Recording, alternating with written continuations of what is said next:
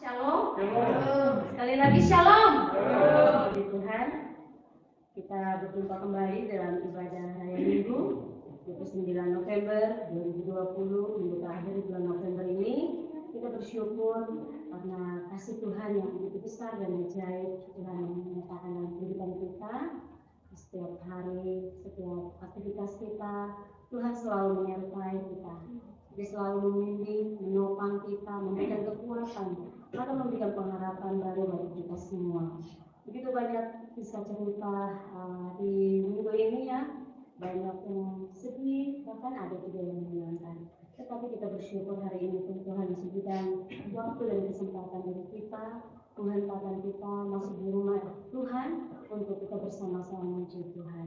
Kita undang Tuhan biarlah masuk dalam hati kita belum merasakan hadiratnya. Untuk itu marilah kita mau gunakan kesempatan ini sebaik mungkin untuk meninggikan dan memuliakan Tuhan. Saya ajak kepada kita semua untuk kita bersama-sama bersaat teduh sejenak di hadapan Tuhan.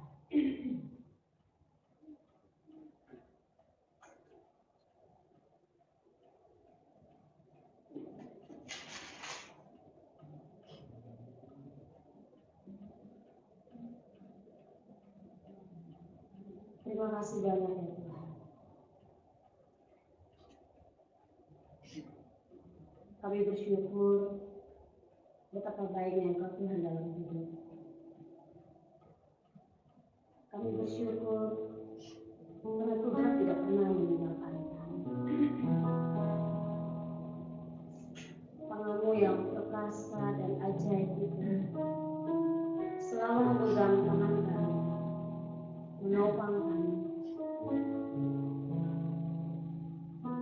Bahkan Engkau tidak pernah melepaskan kami berjalan dalam kesendirian kami. Tetapi Engkau selalu menuntun kami ke jalan-Mu yang benar. Bahkan Engkau tidak membiarkan kami berjalan dalam kegelapan. Tetapi Engkau selalu menerangi hidup kami dengan kasih. Terima kasih banyak.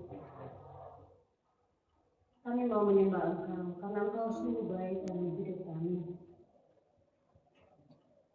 Nama-Mu indah.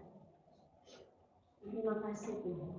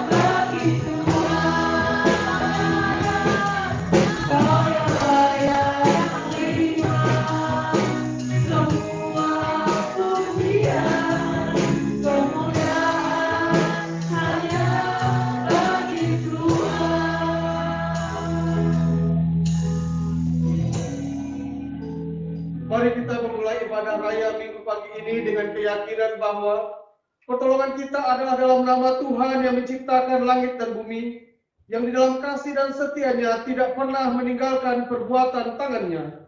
Anugerah dari Allah, kasih karunia dalam Yesus Kristus, dan persekutuan dalam Roh-Nya yang kudus menyertai ibadah kita hari ini. Amin.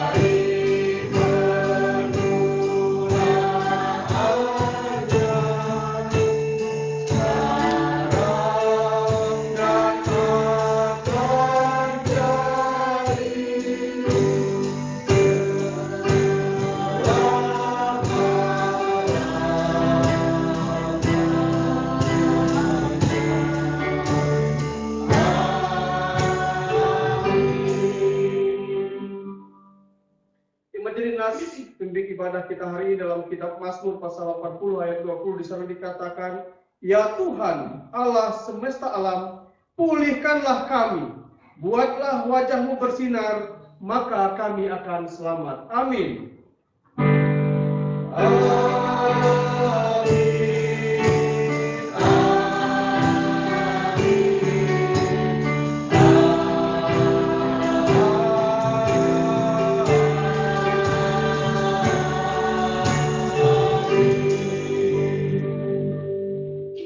Dipersilakan dulu kembali. Kita akan masuk dalam doa syafaat hari ini. Doa syafaat akan dipimpin oleh Saudari Juliana Daung. Kepada hambanya saya persilakan.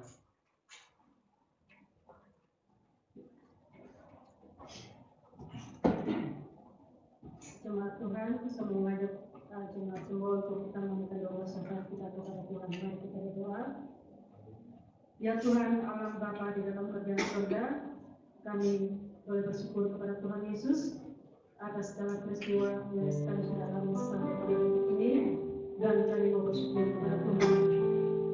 Dan pagi ini kami boleh datang di gereja Kudus ini Bapa di surga, untuk kami mau mengucap syukur, kami mau bersukaria karena Engkau ada bersama-sama dengan kami di sepanjang minggu yang sudah kami lalui Bapa di surga. Dan hari ini, pagi ini kami sepakat Bapa di surga memuji-muji nama Tuhan dalam tempat ini di gereja ini ya Bapa di surga. Pertama-tama kami mau bersyukur kepada Tuhan atas penyertaan Tuhan satu minggu yang sudah kami lalui, banyak hal yang sudah kami nikmati dan kami jalani, dan hal itu tidak bergantung kepada diri kami sendiri, tapi kami bergantung kepada Allah sebagai sumber kekuatan itu sendiri. Kami juga berdoa buat doa-doa yang sudah Tuhan jawab. Kami percaya Yesus Kristus bahwa semua jemaat tempat ini punya doa-doa sendiri, dan juga Tuhan sudah jawab dengan cara sendiri kepada saudara. Waktumu Engkau sudah jawab dengan waktu Tuhan, dan kami bersyukur atas segalanya kepada saudara. Kami juga berdoa buat program mobil gereja. Cicilan pertama sudah selesai kepada surga, dan masih ada 2 cicilan lagi kepada surga. Tapi kami yakin percaya setiap kali sudah berkomitmen Allah menyertai memberkati setiap pekerjaan kami, sehingga tepat pada waktu yang kami boleh memberikan iuran ini untuk mobil gereja ini, dan mobil gereja ini kami pakai untuk pelayanan di tempat ini kepada surga. Kami juga memohon kepada Tuhan untuk hal-hal untuk doa-doa syafaat yang akan kami naikkan dalam hadapan dari Tuhan, yaitu pertama untuk kehidupan dan pertumbuhan jemaat kepada surga. Setiap kali jemaat mengenai tempat ini memiliki pergumulan pribadi, pergumulan sendiri-sendiri Tuhan Yesus. Tuhan tolong dan sertai kami, topang kami saudara Yesus Kristus saja.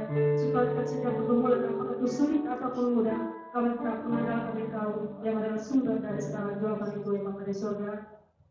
Kami juga berdoa iman jemaat yang ada di tempat ini. Tambahkan iman kami dalam Yesus Kristus Tuhan, supaya setiap apa yang kami imani dan kami jalankan hanya Engkau yang ada juru selamat kami, dan sekali lagi tambahkan iman kami di dalam nama Yesus Kristus Tuhan. Kami juga berdoa keuangan untuk ekonomi para jemaat tempat ini. Yang tak itu ekonomi yang akan sulit saat ini. Di dalam nama Yesus Kristus Tuhan, kami tidak perlu takut karena kami punya Allah yang adalah sumber berkat itu dan akan memelihara kami ya Bapa di surga. Kami juga berdoa buat keluarga, pertemuan mereka, Engkau tahu sendiri Bapa di surga. Mereka punya hal-hal yang tidak bisa disebutkan di depan manusia, tapi di depan Allah yang Maha Tinggi, mereka boleh menaikkan perkebunan mereka. Karena itu menolong setiap rumah tangga, setiap keluarga, setiap anak-anak Tuhan yang punya perkebunan. Tuhan mau menopang dan memberkati setiap perkebunan mereka Bapa di surga. Kami juga buat pekerjaan yang jemaat lakukan saat ini, pekerjaan apapun yang mereka lakukan, NKK, pekerjaan kantor apapun, Tuhan tetap menolong untuk memberkati. Biarlah kami dibantu pekerjaan kami secara jasmani dan kami bersyukur itu secara rohani Bapa di surga. Bahkan jemaat-jemaat Tuhan yang saat ini sedang merindukan pekerjaan, Tuhan tetap membuka jalan. Walaupun di masa pandemi ini Bapa di surga, tetapi jika Tuhan membuat mujizat itu terjadi, maka hal apapun bisa terjadi ya Tuhan Yesus. Kami juga berdoa buat kedua buah hati. Kami tahu Bapa di surga bahwa Engkau Allah yang akan memberikan keturunan itu yang cinta akan Tuhan. Pada saat ini kami berdoa untuk kedua keluarga ibu sendiri, keluarga ibu sendiri yang Engkau berikan kami. Di dalam nama Yesus Kristus Tuhan, Engkau akan memberi sumber kehidupan. Engkau akan memberikan keturunan yang layak, yang cinta akan Tuhan. Kami percaya bahwa Engkau memberikan janji 5 tahun kepada mereka dan terbukti. Dan hari ini kami berdoa di Yesus Kristus Tuhan, Engkau menjawab kedua lagi. Berikan keturunan yang takut kepada Tuhan yang Bapa di surga. Terima kasih banyak Bapa di surga kami bersuka cita. Sukaria juga karena Pak Mardi sudah keluar rumah sakit, dan kami tetap berdoa untuk beliau dalam masa pemulihannya, karena Tuhan tetap menolong memberkati sehingga dia boleh sembuh total. Dan di hari-hari berikutnya dia boleh melihat Engkau ya Bapa di surga. Seluruh keluarganya, istri, anak, menantu dan cucu dan juga sudah mengerti secara jasmani, juga Tuhan memberikan kekuatan yang datang daripada Tuhan. Kami juga berdoa kehidupan kalau Tuhan ada di tempat ini. Bagi Mustafa sebagai pada sidang tempat ini, bagi Allah menyertai memberkati, memberi kekuatan yang prima buat beliau, agar dia boleh memimpin jemaatku yang ada di tempat ini, dan kami boleh sama-sama bersuka cita untuk itu dari surga. Kami juga boleh berdoa pengurusan adat. Program ini sudah berjalan, waktunya akan berjalan di kota di surga. Karena Allah yang memberikan program itu akan kami lakukan bersuka cita dan untuk kemuliaan nama Tuhan. Juga komisi yang terpilih yang sudah berjalan, kiranya Tuhan tetap berkati, kiranya tetap mengasihi Tuhan, biar kami bekerja sama seperti untuk melayani Engkau di tempat ini ya Bapa di surga. Kami juga berdoa buat seluruh kami yang ada di tempat ini, ada di Semarang. Tuhan Yesus buat ini menjadi menjadi induk daripada gereja kami. Dan Allah tetap menyertai memberkati seluruh ini, supaya di dalam program pelayanan yang juga Tuhan memberkati, Bapak kita pelayanan penginjilan dan misi kita Allah menyertai. Wadah-wadah itu merupakan wadah-wadah di mana anak kami Tuhan boleh meneruskan pelayanan yang Bapak di surga. Jadi penginjilan yang ada, Allah juga menyertai memberkati. Seluruh dia penuh kemuliaan Tuhan oleh karena penginjilan dan pendengaran akan Kristus. Sehingga kami semua bersuka cita di dalam nama Yesus Kristus Tuhan. Kami juga berdoa buat dukungan gereja Kompleks Televisi Video Bapa di surga. Kami berada di sini itu karena anugerah Tuhan. Kami berada di sini bukan kemurahan Tuhan, karena itu Bapa di surga. Karena kita kami berada di sini. Allah menyertai, Allah lindungi, berkati setiap yang ada di lingkungan ini Bapa di surga. Dan biarlah kami berada di sini menjadi berkat buat mereka. Dan kami tetap berdoa buat mereka di dalam nama Yesus Tuhan memberkati. Dan juga ada di rumah sakit Mary yang ada di samping gereja kami. Di dalam nama Yesus Kristus Tuhan, Engkau memberkati dan menyembuhkan setiap orang yang sakit, baik dan kalau tidak mengurangi jalan dari menyertai, memberikan kekuatan, menyembuhkan dan juga memulihkan keadaan mereka Bapa di surga. Bakal menjadi rumah sakit Mary yang adalah melayani dengan Tuhan kita menolong berkati, sehingga mereka melayani dengan hati yang takut Tuhan dengan bersuka cita, sehingga setiap pasien boleh mengalami hal itu Bapa di surga. Kami juga berdoa bahwa pelaksanaan ibadah kami tercinta oleh Tuhan dari surga. Negeri ini berdiri atas firman Tuhan dan dalam nama Yesus Kristus Tuhan memberkati lindungan dan kuasa dari Yesus Kristus saja sehingga hal yang jahat Engkau jauhkan dan ciptakan hal yang baik untuk negeri kami dari surga. Dari Sabang sampai Merauke, dari Kemenyangan sampai ke Merauke, kiranya Allah melindungi dan juga memberkati. Terima kasih banyak dari surga. Tanggal 20 Desember nanti kami merayakan Natal 2020 Tuhan Yesus. Kami merayakan secara sederhana, tetapi Engkau tahu hati kami, kita cintakan Engkau yang ada di surga. Dan biarlah mulai perayaan Natal tahun ini, kami merindukan setiap Tuhan, bahwa bukan sekedar kemewahan yang akan terlihat, bukan cuma sekedar kemewahan yang akan kami nikmati, tapi justru itu yang akan kami lihat dalam kehidupan kami secara pribadi. Terima kasih banyak di surga. Inilah doa-doa ucapan syukur kami, serahkan kepada Tuhan, dan kami percaya Engkau menjawab tepat pada waktu Tuhan. Dan kami merelasan doa ini seperti yang sudah Tuhan ajarkan kepada kami. Bapa kami di dalam kerajaan surga, dikuduskanlah namamu, datanglah kerajaanmu, jadilah kehendakmu di bumi seperti di surga. Berikanlah kepada kami makanan pada hari ini, dan ampuni dosa kami, seperti kami juga mengampuni kesalahan kepada kami, dan janganlah membawa kami dalam pencobaan, tetapi lepaskanlah kami daripada yang jahat, karena Engkau yang punya kerajaan dan kuasa dan kemuliaan sampai selama-lamanya. Amin.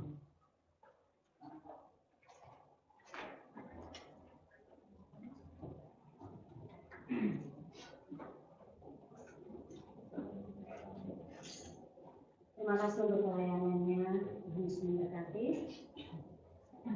Bapak Ibu yang diberkati oleh Tuhan Yesus Kristus, di dalam kitab Khotbah pasal 3 ayat 11, segala sesuatu ada waktunya.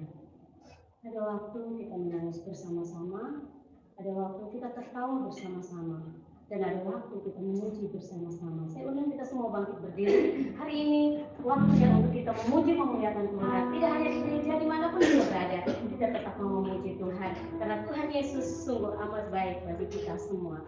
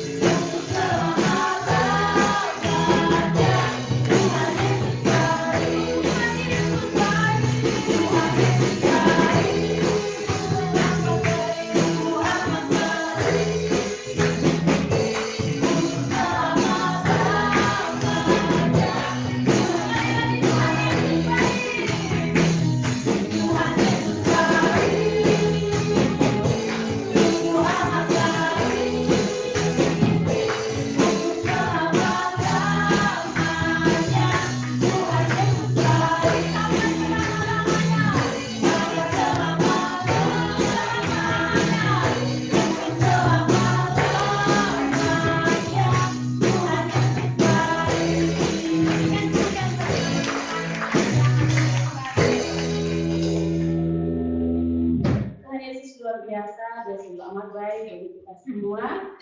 Dari saat ini, dari dulu, sekarang, sampai selama-lamanya. Bapak Ibu yang diberkati oleh Tuhan Yesus Kristus, tibalah waktunya kita akan mendengarkan kebenaran firman Tuhan yang akan disampaikan hamba-Nya bagi kita. Namun sebelumnya saya ruang kesaksian bagi kita. Mungkin di antara kita yang mau bersaksi, saya berikan kesempatan.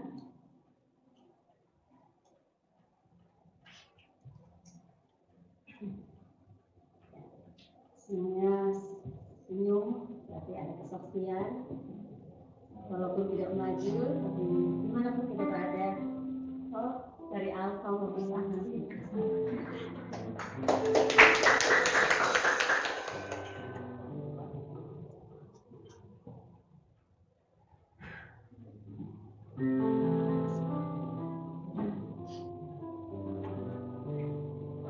Shalom.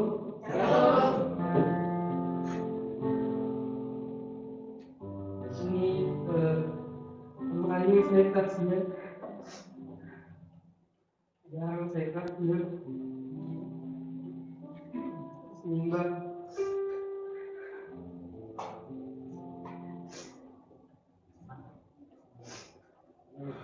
tadi sempat ujian yang mau mengibu, saya sempat nyanyi, terus pas latihan saya nggak nangis, mungkin dilihat.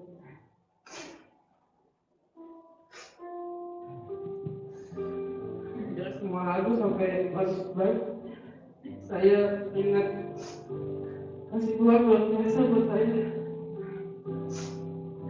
Sampai detik ini saya masih bisa makan minum sama orang tua. Di tengah pandemi Tuhan masih berkali berkat berlimpah.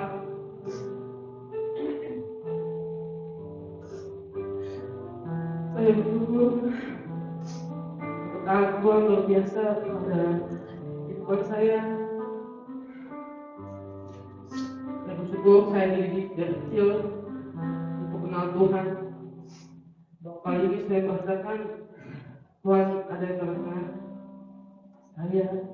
kita semua. Saya bersyukur masih bisa bertemu dengan jemaat, main musik. Intinya saya bersyukur Tuhan akan memberkati kami, kesehatan, kekuatan, Tuhan masih memberkati, Tuhan besar, Tuhan Yesus masih memberkati. Ini aja kajian saya setahun panjang. Yang penting intinya bersyukur pada Tuhan. Kita tahu kita berharap dan bergantung kepada Tuhan.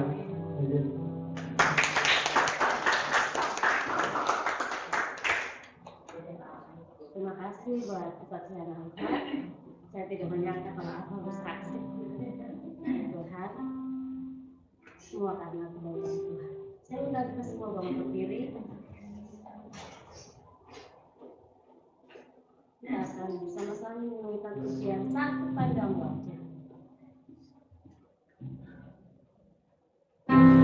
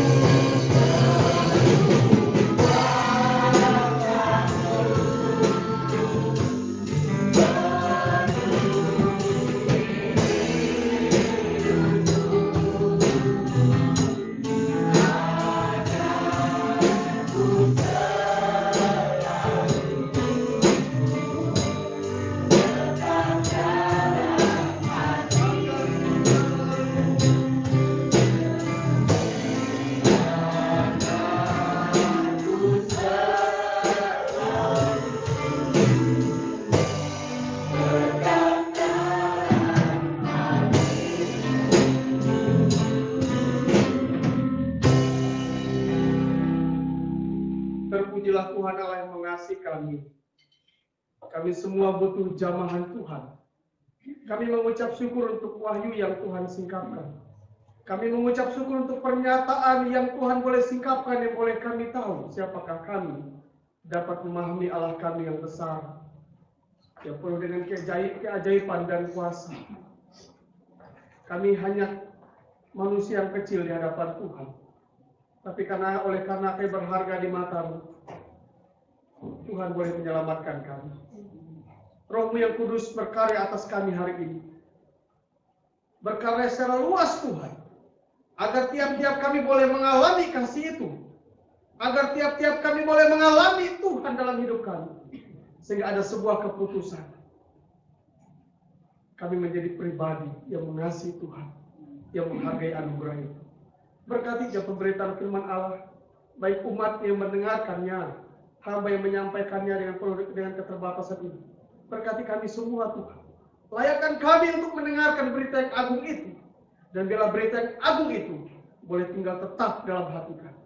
Bersabda ya Tuhan, berfirman ya Allah karena kami siap mendengarkan firman-Mu. Dalam nama Tuhan Yesus kami bersyukur. Haleluya.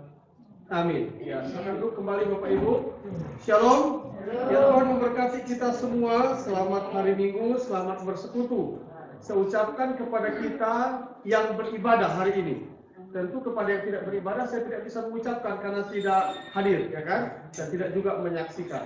Nah, tetap saya mengucapkan dari tempat ini salam sehat, salam sukacita dan salam bahagia bagi kita semua. Mari kita membuka Alkitab kita hari ini dalam kitab Yesaya. Yesaya pasal 43, kita hanya baca ayat yang ketiga. Ayat yang keempatnya minggu depan saya akan sampaikan. Jadi hari ini kita membaca ayat yang ketiga, ayat yang keempat dan lima akan saya sampaikan minggu depan. Yesaya pasal 43 ayat yang ketiga. Yesaya 43 ayat yang ketiga. Mari kita baca bersama-sama karena cuma satu ayat pada hitungan yang ketiga. 1, 2, 3.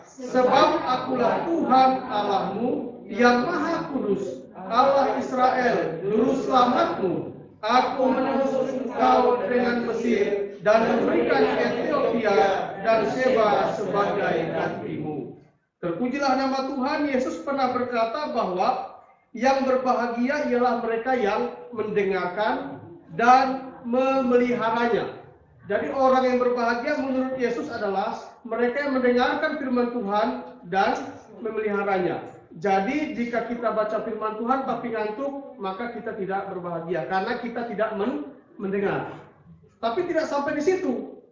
Tidak cukup hanya mendengar, tetapi juga harus memelihara, artinya melakukannya. Ini komplit sukacita kita. Jadi makanya kalau beribadah memang benar-benar kita siap jasmani kita agar kita dengar dan kita bisa simpan dalam hati kita. Nah, tema firman Tuhan kita hari ini adalah penyertaannya meneguhkan status kita.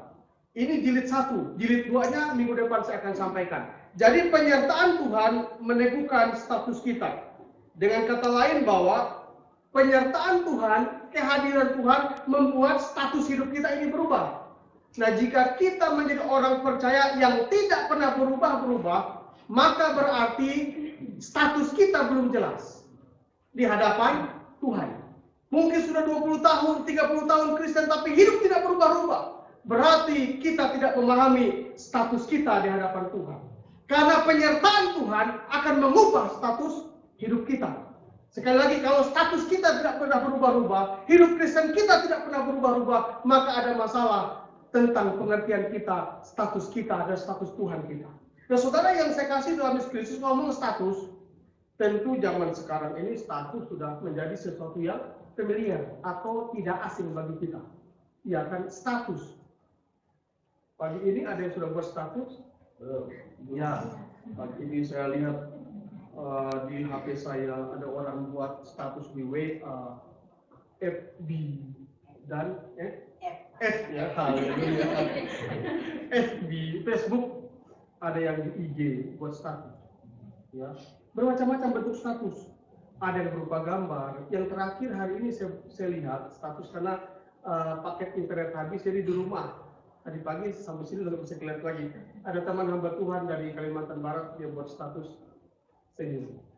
Saya langsung ucapkan selamat pagi Pak Pendeta, selamat melayani. Itu cuma sini, berarti membuktikan siap. Ya, ada orang yang buat status dengan kata-kata. Nah, kata-kata ini juga terbagi statusnya. Ada yang kata-kata rohani, ada kata-kata jasmani. Ya kan? Kontennya berbeda, isinya berbeda. Bisa senang, bisa susah, ya kan? Bisa memberkati, tapi bisa juga namanya cuma status, ya. Itu status. Nah, apa sih itu status? Tahu status? Pokoknya status deh Pak. Apa itu status? Loh, kita ini kan orang-orang yang punya WA, pasti sering buat status. Saya buat status kemarin di WA terakhir hari Jumat, bertepatan dengan hari guru. Saya teringat akan guru-guru saya.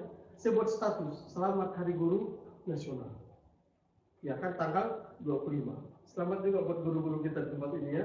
Guru-guru sekolah minggu, haleluya. Ya, guru-guru sekolah minggu. Jangan dilupakan. Terkadang kan begitu, saya ngomong sama istri saya, ada Hari Guru Nasional, ada Hari Ayah Nasional, tapi kayaknya tidak ada Hari Pendeta Nasional ya, haleluya. Hanya Tuhan saja yang tahu. Maaf, itu status. Nah, apa itu status? Menurut KBBI, Kamus Besar Bahasa Indonesia, ya, terbitan Balai Pustaka Departemen Pendidikan dan Nasional edisi ketiga, saya punya bukunya, itu tebalnya 1382 halaman, saya punya itu, hampir 10 cm tebalnya. Jadi ternyata status itu menurut kamus itu adalah, tadi sudah disampaikan juga ya, ada dua. Status itu ternyata kedudukan dan keadaan. Nah, itu status. Kita kan sering menjadi orang yang buat status. Jadi status itu adalah keadaan dan kedudukan. Itu status. Keadaan dan kedudukan. Nah, kalau kita jabarkan lagi, keadaan itu berbicara tentang suasana. Suasana yang sedang berlaku. Suasana yang sedang terjadi. Bahkan kedudukan berbicara tentang tempat, letak, tingkatan atau martabat keadaan yang sebenarnya. Makanya tidak heran kan kalau kita berstatus keadaan sebenarnya tuh. Lagi sedih, begitu ya. Lagi nggak ada duit, ada bulan tua. Nah itu ya, karena memang status itu adalah keadaan dan kedudukan. Nah, saudara yang saya kasih dalam Yesus Kristus, bahkan ada yang berkata begini. Ya, dalam status ada perbedaan. Orang buat status. Orang bodoh dan orang cerdas katanya. Orang bodoh akan membuat status masalah pribadi dengan keluarga, tetangga, papa, mama, mertua, kakak ipar, om, tante, bibi, itu dibuat. Apapun itu dibuat di status. Tapi orang yang cerdas membaca status yang dibuat oleh orang yang mengungkapkan segala isi hatinya. Ini status. Jadi status itu adalah keadaan dan kedudukan. Jadi kita mengerti sekarang kita buat status berarti keadaan dan kedudukan. Nah, saudara yang saya kasih dalam Yesus Kristus, kembali kita kepada kebenaran firman Tuhan hari ini. Dalam konteks bersama pembacaan firman Tuhan ini, maka berbicara tentang status keadaan umat Israel saat itu. Apakah statusnya, apakah keadaannya, apakah kedudukannya? Ternyata Israel berada pada situasi terpuruk dalam hal rohani. Ya, mereka terpuruk dalam hal rohani, hidup dalam penyembahan berhala. Karena sudah terpuruk dalam kehidupan rohani, maka mereka juga tergiring kepada sebuah kehidupan dalam penyembahan berhala. Mereka lupa bahwa kebiasaan mereka, di mana mereka berada, mereka memuji, menyembah Tuhan di bait Allah. Tapi ketika mereka berada dalam pepulangan, hilang semua itu. Apa status mereka lagi? Mereka menjadi orang yang terbuang dan tertindas. Bapak Ibu, menjadi orang terbuang dan tertindas, terjajah, ini nggak ada harga diri. Orang berkata, maju, maju. Mundur, mundur, kalau nggak maju, pak. Itu orang yang tertindas dan terbuang. Tidak ada harga diri. Kedudukannya lebih rendah. Keadaannya menyakitkan. Keadaannya menyedihkan. Itulah orang yang tertindas. Bahkan status Israel adalah tidak berdaya dan sudah kehilangan pengharapan. Seperti apa hari mereka ke depan? Bahkan salah satu status Israel yang sangat terkenal adalah mereka menjadi bangsa yang tegar, tengguh, keras kepala batu. Kepala batu bukan seperti batu kali, tetapi memang susah diatur. sudah mengalami Tuhan, masih berontak kepada Tuhan. Itu Israel. Nah saudara yang saya kasih dalam Yesus Kristus, hari ini dalam kaitan yang pertama ini saya akan berbicara kepada kita, penyertaannya mengubah status kita. Nah hari ini saya akan mau sampaikan kepada kita ada 4 status Tuhan yang perlu kita tahu. Dan 4 status Allah inilah yang dapat mengubah kita. Ayat yang ketiga sangat jelas sekali. Ayat 3 bagian A dikatakan, sebab akulah Tuhan Allahmu yang Maha Kudus, Allah Israel. Jadi yang pertama status Tuhan kita adalah Maha Kudus. Ada kudus, ada Maha Kudus. Nah ini status Tuhan kita. Sehingga penyertaannya itu mengubah hidup kita. Israel bangsa pilihan, tetapi mereka terpuruk. Ada jurang pemisah yang sangat dalam antara Allah yang kudus dengan Israel umat pilihannya. Allah yang kudus dengan umat yang sudah tidak kudus. Tetapi Allah hadir di situ. Kemahakudusan Tuhan inilah yang mengubah ketidakkudusan, kebobrokan tadi bisa diubah menjadi pribadi, bisa diubah menjadi bangsa yang tetap dalam pemeliharaan Tuhan. Jadi ini status Tuhan yang harus kita mengerti dalam hidup kita, bahwa Tuhan kita adalah Allah yang Maha Kudus. Kalau ada Maha Kudus, berarti ada konotasinya, ada dosa. Saudara yang saya kasih dalam Yesus Kristus, di hadapan Tuhan, manusia tidak bisa menyembunyikan diri terhadap dosa. Adakah manusia yang tidak berdosa? Jangan lihat satu, kayaknya itu paling berdosa begitu ya, haleluya. Oh, mata Bapak Ibu ada di saya juga, wah itu orang berdosa begitu ya. Ya bersyukur orang berdosa yang sudah ditebus oleh Tuhan. Saya menghargai penebusan itu. Saya menghargai kekudusan Tuhan dalam hidup saya. Mata Bapak Ibu takut saya orang berdosa begitu ya. Jangan lihat kiri kanan, kayaknya di kanan ini paling berdosa, ya di kiri ini paling berdosa begitu ya. Suami lihat istri dan suami begitu ya. Maha Kudus, jadi Allah kita adalah Allah yang Maha Kudus. Dosa itulah tetap dosa. Ya, dosa menghancurkan karir dan masa depan. Dosa dapat meruntuhkan rumah tangga, menghancurkan kebahagiaan rumah tangga. Itu dikerjakan oleh dosa. Sehingga masalah itu yang paling serius. Sehingga Tuhan harus turun tangan. Yang Maha Kudus. Yang berdosa ini tidak bisa diselesaikan dengan dosa. Orang yang berdosa tidak bisa. Harus ada yang Maha Kudus yang dapat merubah yang berdosa ini menjadi pribadi yang dikuduskan oleh Tuhan. Mungkin ada orang yang ke gereja udah buat dosa. Begitu ya. Dosa di mana Pak? Kok sok tahu aja. Baru mau pergi, sudah berantem misalnya. Itu kan buat kita jengkel kan? Ada masih jengkel nggak sini? Bukan saya bilang kita ke gereja ya, bilang anak-anak. Kita harus. Kalau ada orang lagi mau berdoa itu berantem, nggak jadi berdoa. Itu kan dosa kan? Udah mau berdoa, siap-siap doa, ngomong, salah ngomong, ribut, nggak jadi berdoa. Ini kan dosa. Nah kalau saya pikir-pikir kalau satu hari kita buat dosa, waduh, ngeri ya. Hah? Ada ke gereja masih jengkel-jengkel, itu dosa nggak? Dosa kan?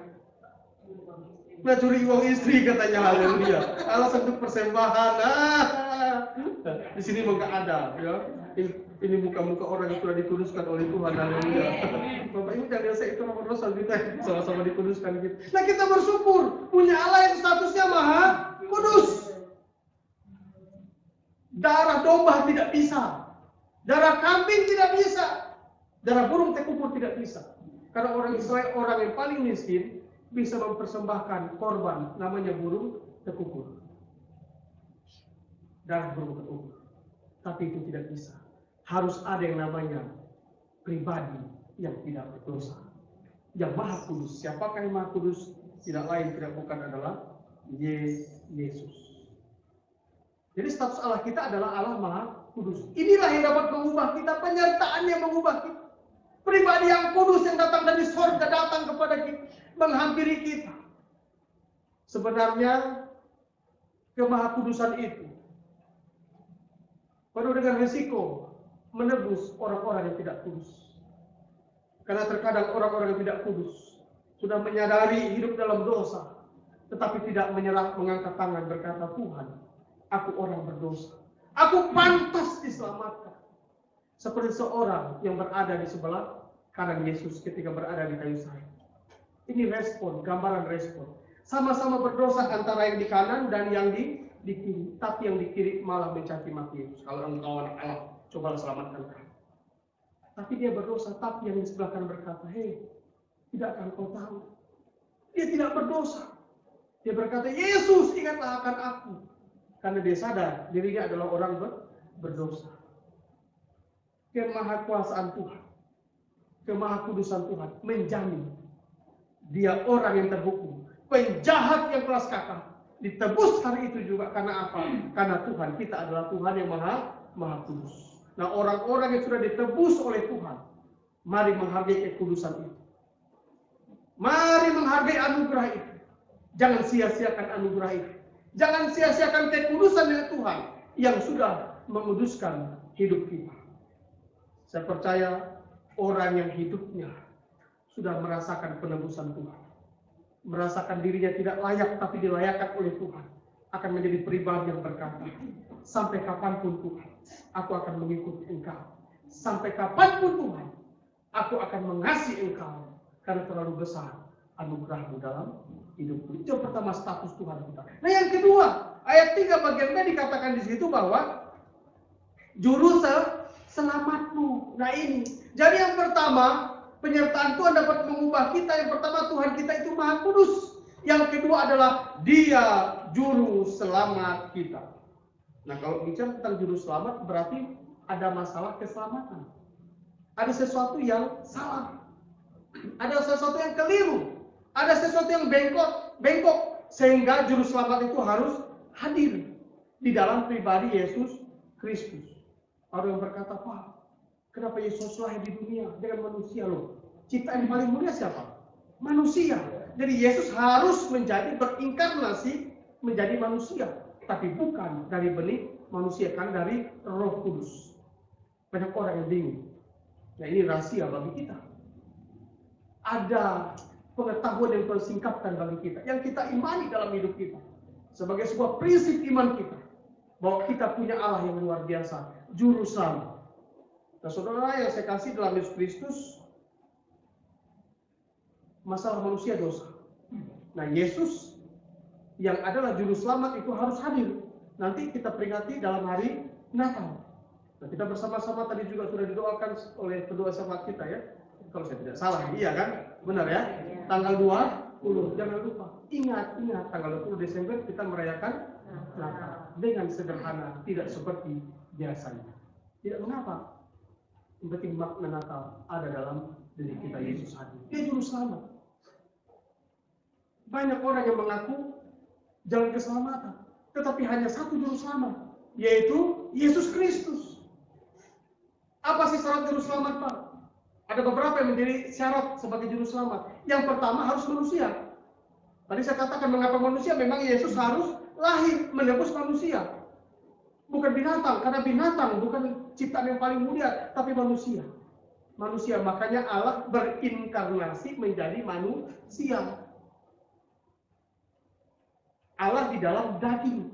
Makanya Tuhan dalam pribadi Yesus 100% manusia, 100% Allah, ada keilahiannya. Tapi bukan benih, bukan hubungan seksualitas antara Maria dan Yusuf. Bukan Maria dan Marta, ya hampir Maria dan Marta. Maria dan Yusuf. Itu. Kandungannya dipakai, rahimnya dipakai. Melalui Roh Kudus. Orang bingung, kok bisa Pak? Mustahil. Jangankan itu. Dunia ini aja diciptakan oleh Tuhan. Terkadang kita geleng-geleng kepala. Nggak bisa membayangkan betapa takjub. Nah, ini ngomong status. Makanya biasa yang lihat matahari betapa mulia. Takjub ciptaan Tuhan. Nah, begitu kan? Pagi-pagi lihat matahari, di foto berstatus. Keadaannya seperti itu. Karena kita mengagumi ciptaan Tuhan kita. Yang pertama syaratnya adalah manusia. Itu ada dalam diri Yesus yang hidup 33 tahun di Israel, menyembuhkan, menyelamatkan. Apalagi syarat keselamatan itu, syarat juru selamat, ya harus taat. Yesus kita taat enggak? Oh, terbukti. Taat sampai mati di atas kayu salib, tetelestai, sudah selesai. Itu bicara tentang sebuah kesetiaan, ketaatan. Doanya secara kemanusiaan berkata, Tuhan kalau bisa lalu, tetapi bukan kehendak. Ini membuktikan ketaatan. Sampai mati dia taat, oh luar biasa sekali. Apalagi yang menjadi syarat juru selamat itu, yaitu mati. Yesus mati di mana? Di bukit Golgota. Menebus saya dan saudara.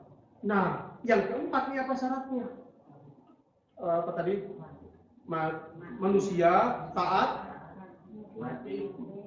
taat, oh ya mati. Udah mati. Nah, habis mati apa tuh? Bangkit. Ada manusia bangkit? Tidak ada. Ada bangkit namanya mati suri, tapi mati lagi, ya kan? Itu pasti ada. Seorang dukun mati, dukun terkenal di sebuah kampung. Oh mati, mati suri. 40 hari, 40 malam dia mati, tapi bangkit lagi. Oh orang takut. Bukan 40 hari, 4 hari. Orang takut. Ternyata di situ dia bertobat. Tuhan pakai sarana itu untuk menjadi alat kesaksian. Nah setelah bangkit, bukan itu syarat kesalahan selamat. Yang kelima adalah tanpa dosa. Adakah manusia tanpa dosa? Tidak ada. Manusia hanya bisa di level 1, 2, 3, tapi 4, 5 tidak bisa. Tadi ada 5 syarat keselamatan. Yang pertama, manusia. Yang kedua, taat. Yang ketiga, mati. Yang keempat, bangkit. Yang kelima, tanpa dosa. Manusia hanya bisa menjadi manusia, memang kita manusia. Yang kedua, taat. Kita bisa taat sampai mati. Bisa taat sampai mati. Dan yang ketiga, semua kita akan mati. Tapi bangkit belum ada. Dan tanpa dosa belum ada. Tidak ada manusia yang tidak berdosa. Hanya Yesus yang memenuhi kriteria 1 sampai 5. Manusia hanya ada pada 1 sampai 3, 4, 5 hanya Yesus. Jadi Yesus memang juru selamat saya dan Bapak Ibu. Ini luar biasa. Kasihnya besar bagi kita karena ia adalah juru selamat kita. Dan yang ketiga, apa status Tuhan kita harus kita mengerti tadi? Maha Kudus. Yang kedua juru selamat, yang ketiga adalah aku menebus engkau dengan Mesir. Nah ini, jadi Tuhan kita itu adalah penebus. Penebus itu adalah orang yang berhak, orang yang mampu, orang yang sanggup. Misalnya Bapak Ibu punya hutang, nggak mampu tebus, maka yang berhak menebus adalah orang yang mampu. Maka di Israel itu ada istilahnya penebus. Misalnya ada seseorang yang berhutang keluarga, dicari dulu. Jadi biasanya begini, kalau ada orang berhutang, ditebus, maka apa yang ditebus itu biasanya kepada budak. Nah maka budak itu akan menjadi milik seutuhnya oleh orang yang menebus. Misalnya nih saya berhutang, misalnya ya, saya berhutang. Oh saya nggak mampu tebusin, apapun kayak nggak bisa deh. Hitung ini nggak bisa. Maka dicari dalam sisilah keluarga ada yang berhak. Mungkin Alpa anak saya bisa menebus, tapi bukan dia yang menebus. Mungkin orang tua saya dulu. Kalau orang tua saya tidak mampu, adik-adik saya. Kalau adik-adik saya tidak mampu, baru Alpa. Nah, ketika ditebus, maka saya milik seutuhnya bagi orang yang menebus, katakan Alpa. Jadi saya milik. Apapun yang dikatakan oleh Alpa, saya akan mengikut. Itu penebus sesungguhnya. Nah, sesungguhnya kita orang yang sudah ditebus oleh Tuhan ini, kita milik Tuhan. Tetapi terkadang kita sudah ditebus, kita bukan milik Tuhan. Di mulut milik Tuhan, tapi tindakan bukan milik Tuhan. Milik siapa dong? Iya, milik setan ya. Tuhan milik kita, tapi kita tidak mau dimiliki Tuhan. Ini namanya kalau istilah bahasa anak muda, cinta bertepuk di sebelah tangan. Haleluya. Kan tidak enak. Cinta itu harus klop. Kita sudah ditebus, seharusnya kita menjadi milik Tuhan. Tetapi kita tetap hidup di luar Tuhan. Hidup memberontak kepada Tuhan. Tidak hidup dalam kesetiaan. Hidup menurut keinginan kita sendiri. Nah saudara yang saya kasih dalam Yesus Kristus, kita ditebus dengan harga yang mahal. Kita tahu apa harganya, dengan darah Yesus yang sudah lunas, tuntas. Di bukit Kalvari. Saya dan Bapak Ibu adalah orang-orang yang sudah ditebus. Seyogianya, seharusnya orang yang sudah ditebus itu seperti kerbau yang dicucuk hidup. Jadi apapun yang diarahkan oleh orang yang menebus, itulah arah kita. Makanya Rasul Paulus berkata, hidupku milikku Tuhan, terserah Tuhan. Ada pujian agak bernadakan dangdut, yaitu suka-sukamu Tuhan. Hidupku sudah ditebus. Mari ketika kita sudah ditebus, biar Tuhan yang mengatur hidup kita, mengatur jalan kita. Dan ini yang keempat nih, status Tuhan kita yang harus kita imani, yang harus kita tahu, karena itulah yang dapat mengubah kita. Yang pertama, dia Maha Kudus. Yang kedua dia juru selamat kita. Yang ketiga, dia penebus kita. Dan yang keempat adalah Yesus adalah pemberi hidup kita. Apa yang Tuhan beri bagi kita? Banyak. Kasihnya diberi, berkatnya diberi, penyertaannya diberi. Apa lagi? Banyak yang sudah diberi. Saudara, Natal atulah persembahan Yesus yang terbaik. Mengapa dikatakan Natal? Karena dalam peristiwa Natal, dirinya menjadi manusia. Jadi Natal merupakan karunia yang terindah bagi manusia yang berdosa. Itu pemberian yang tidak dapat dibatalkan oleh siapapun. Sekalipun dunia menolak, tetap dia berikan. Karena begitu besar kasih Allah akan dunia ini, sehingga ia mengaruniakan anaknya tunggal supaya setiap orang percaya kepadanya tidak binasa, melainkan beroleh hidup yang kekal. Sekalipun dia ditolak, tapi dia tetap memberi dirinya. Terkadang kita kalau sudah ditolak, apa perasaan kita? Ya udahlah, kecewa. Udahlah, ya kan? Enggak bisa lagi kita buat apa-apa. Tapi berbeda dengan Tuhan, Ia pemberi. Ada begitu banyak yang Tuhan beri dalam hidup kita. Beri umur panjang, beri kesehatan. Yang terkadang kita tidak bisa kita pikirkan dalam kehidupan kita. Nah, ketika Tuhan sudah memberi kita, sesungguhnya apa yang harus kita lakukan? Itu juga memberi itu. Dan Tuhan tidak pernah memberikan yang baik bagi kita, tetapi selalu yang terbaik.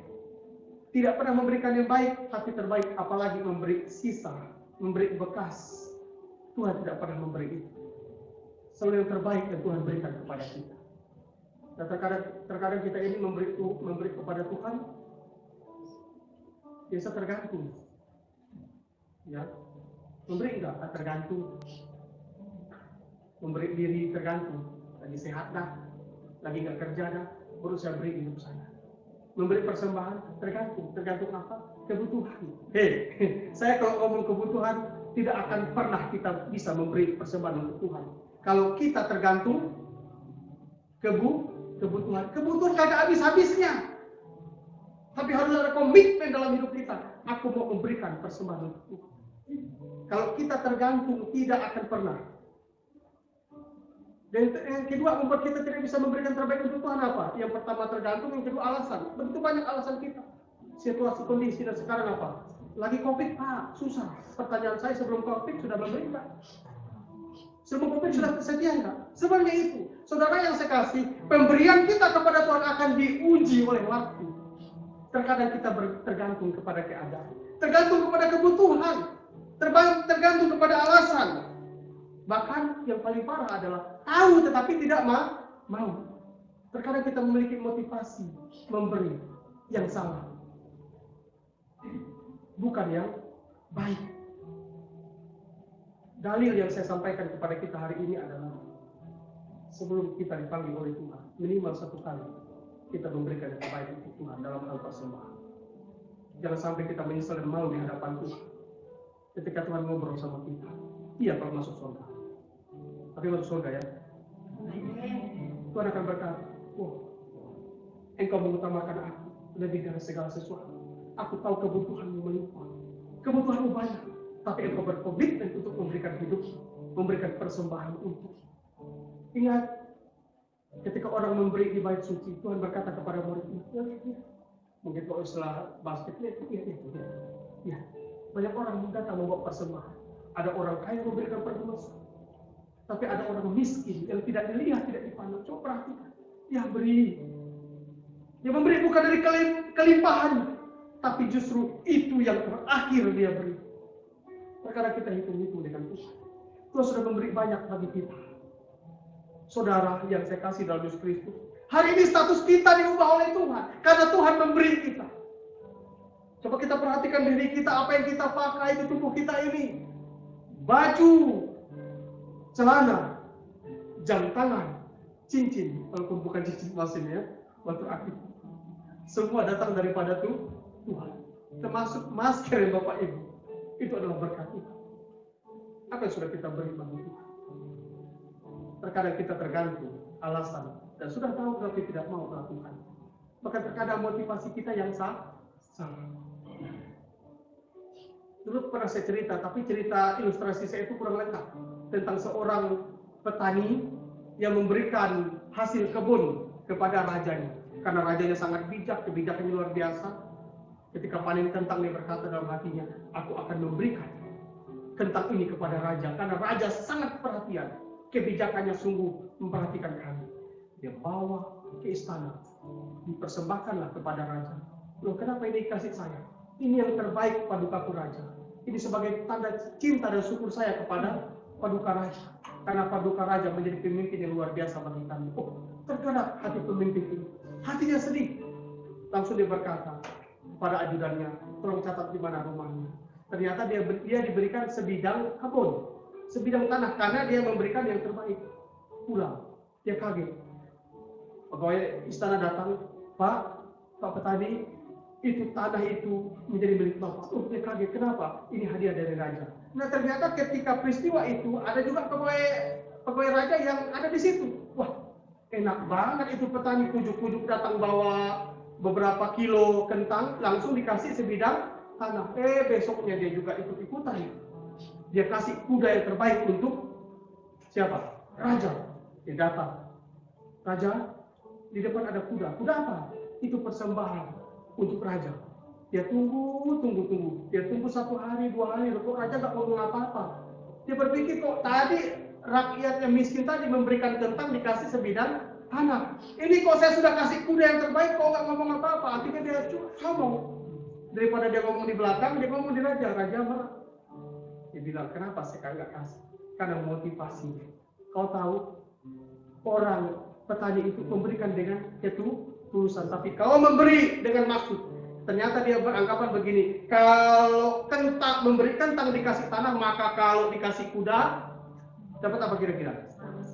Emas atau rumah. Katakanlah pemberian kita kan seperti itu. Kita memberi supaya dilihat orang, kita memberi supaya dianggap orang, diakui orang. Nah, hari ini kita belajar bersama-sama ada 4 status Tuhan kita yang mengubah keberadaan kita. Dialah Allah yang Maha Kudus. Dia adalah Allah, Juru Selamat kita. Dia adalah Tuhan, penebus kita, dan dialah Tuhan yang memberi yang terbaik dalam kehidupan kita. Dan status kita diubahkan oleh Tuhan. Mari kita berdoa.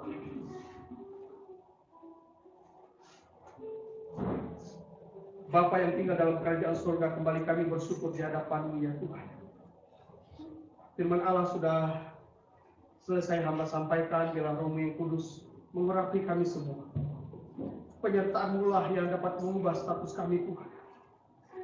Dari segala perkara-perkara jasmani maupun perkara-perkara rohani yang lebih inti. Hari ini kami bersyukur Engkau Allah yang Maha Kudus yang menebus dosa dan pelanggaran kami. Engkau Juru Selamat bagi kami ya Tuhan. Yang menyelamatkan kami karena tidak ada satu cara pun dapat dikerjakan oleh dunia ini. Dengan apapun, hanya selain Tuhan saja yang menebus kami. Kami bersyukur Engkau Allah yang menebus kami. Bahkan kami bersyukur untuk pemberian yang terbaik, yaitu diri-Mu sendiri bagi kami. Berkati kami semua hari ini. Kuduskan kami semua ya Tuhan. Dan status Tuhan itu yang membuat kejelasan dalam pengiringan kami kepada Tuhan. Bahkan kami juga akan memberikan persembahan kepada Tuhan. Apapun persembahan, jenis persembahan yang akan kami berikan berupa keuangan ini, mari Tuhan berkati. Berkati ya Tuhan. Bila apa yang kami kerjakan memuliakan nama Tuhan, memberkati pekerjaan di tempat ini. Terpujilah nama Tuhan, dalam nama Tuhan Yesus kami bersyukur. Haleluya. Amin. Ya, saya berikan kesempatan kepada kita semua untuk memberikan persembahan, baik untuk kas di kantong kolekte dan Natal di kotak Natal.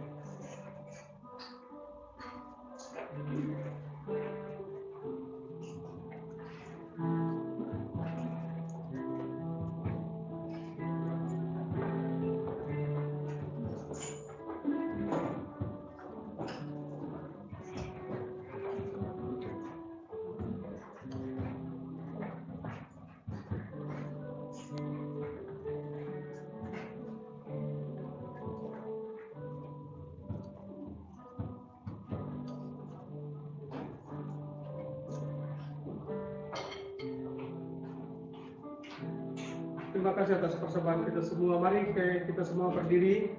Kita bersama-sama akan mengucapkan komitmen pemuritan. Sebagai jemaat Kristen yang ingin meneladani Kristus, marilah kita mengenalkan komitmen pemuritan.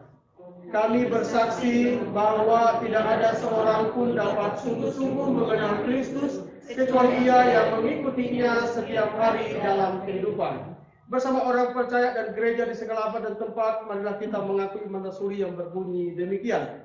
Aku percaya kepada Allah, Bapa yang Maha Kuasa, Khalik langit dan bumi, dan kepada Yesus Kristus, Anak yang tunggal Tuhan kita, yang dikandung daripada Roh Kudus, lahir dari anak darah Maria, yang menderita sengsara di bawah pemerintahan Pontius Pilatus, disalibkan, mati dan dikuburkan, turun ke dalam kerajaan maut, pada hari yang ketiga, bangkit pula dari antara orang mati, naik ke surga, duduk sebelah kanan Allah, Bapa yang Maha Kuasa. Dan dari sana Ia akan datang kembali untuk menghakimi orang yang hidup dan yang mati. Aku percaya kepada Roh Kudus, gereja yang kudus dan am, persekutuan orang kudus, pengampunan dosa, kebangkitan orang mati, dan hidup yang kekal. Amin. Kita akan mengakhiri ibadah kita hari ini. Sebelumnya mari bersama-sama kita akan menyanyikan pujian Kau Selalu Bersamaku. Bila penyertaannya mengubah status hidup kita, kita membutuhkan Dia, Allah yang Maha Kudus, Juru Selamat, menebus dan memberi kita itu.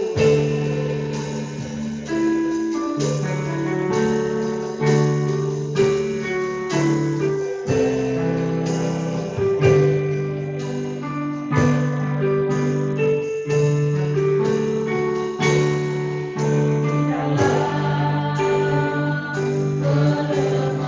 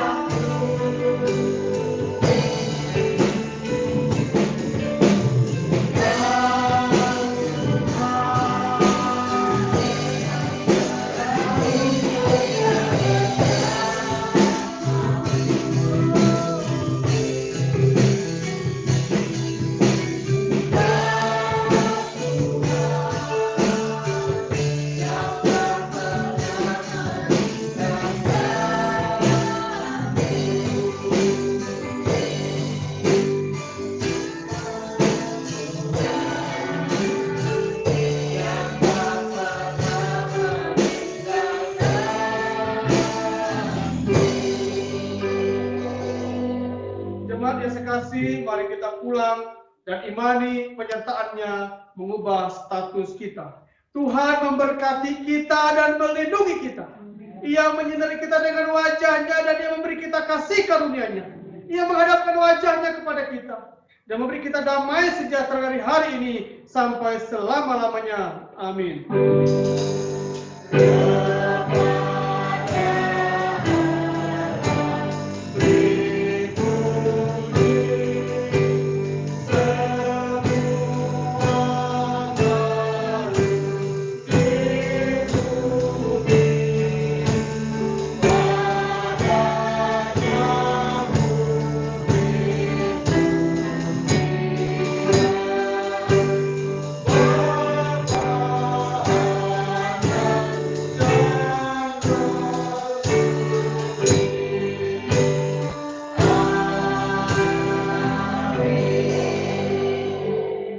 Jemaat dipersilakan untuk kembali saat teduh secara pribadi.